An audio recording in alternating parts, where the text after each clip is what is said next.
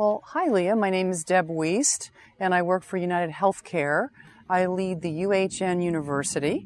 My responsibilities include the build out, the maintenance, the creation of a learning experience for UHN. So yeah, I think there is a difference, and I think there's a shift going on in terms of what's happening with knowledge, the traditional study teaching model versus really measuring, grasping, understanding, and making sure people are actually learning. So I think some of the things that are changing for us and things that we're using at the university, for example, are really a focus on user-generated content. So rather than being content developers, we're more content curators. So if you're an expert or you're a subject matter expert in a particular area that we need to have on hand for our learners, we're going to ask you to create your own content. We're also going to be looking at how we can best measure how successful you are once you've learned something. So we're looking at a lot of different ways to measure that. I mean, traditional tests only tell you so much. I think, as we heard today, and I am in total agreement with the fact that the Smile Sheets level ones really don't tell you much.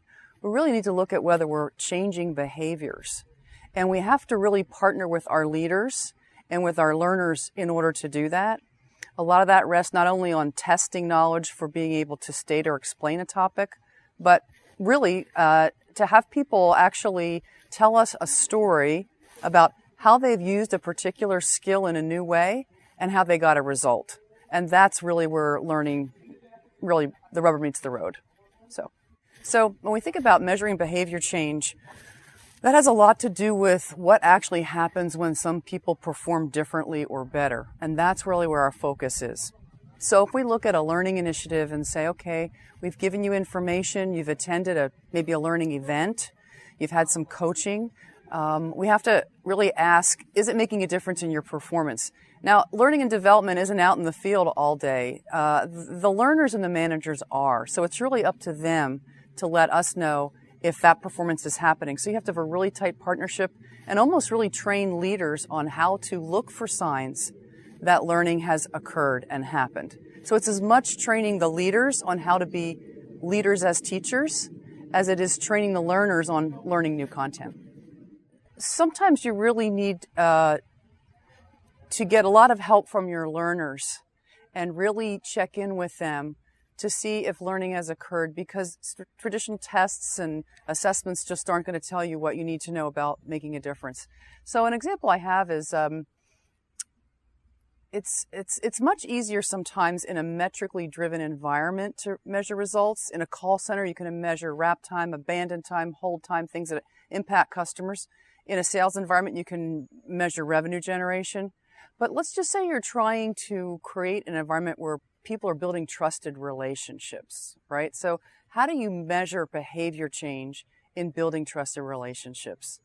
So a good example there is we really, at a company I worked with, we actually developed some training to help people using EQ skills and some basic steps in how to connect with people, how to assess needs, how to really enhance a relationship, how to build a relationship. We taught those skills, and then we asked people 60, 90 days out to tell us what they were applying, which steps of that model they were applying, and the difference it made in their relationship. So, for example, we had people telling us, I've actually had a conversation with Leah and found out that her daughter and my daughter went to the same school, and it got us started out on the right foot, right? So suddenly we have a little bit of rapport. Then we're talking a little bit about some of the problems and issues. You now trust me to talk to you about those things. So we listen to people's stories about building trust, and then we look at their results. So as a result of me having a great relationship with you, has anything changed? Has your rating of my service gone up? Do you see me more as a valued partner than you did before? And we're able to measure those things, and in that way we're really connecting what was learned, how people are behaving, and what the results have been for our clients. This year was a startup year for us. We just started up our UHN University, so it's less than a year old. And this was really a year for us about building it and trying to build change, trying to create a learning culture, get that started. So in 2017, we're really looking to expand on that. This year, we trained a number of leaders as teachers. We actually certified them to teach content around building trusted relationships. Now they're learning their role in that process. So for 2017, we're looking to continue to build leaders as teachers.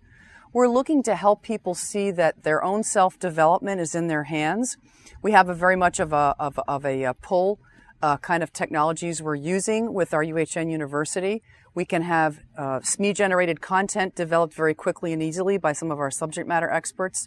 You can go in and identify a learning path for yourself based on your functional competencies.